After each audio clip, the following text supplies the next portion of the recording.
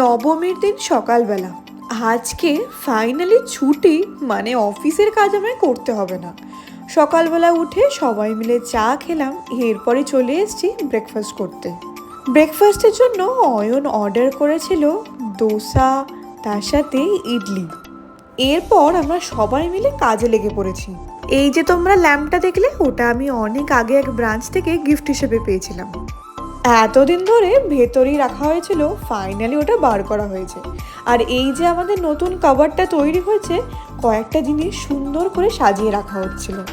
এই একদম ওপরের পুরো কাপ সেটটা কেনা হয়েছিল দার্জিলিং থেকে। ওইটা দেখলেই আমাদের সেই দার্জিলিংয়ের স্মৃতিটা মনে পড়ে যায়। এখনো অনেকটা জায়গা খালি রয়েছে, বেশ কয়েকটা জিনিস কিনতে হবে, তারপর বাকিটা সাজিয়ে নেব।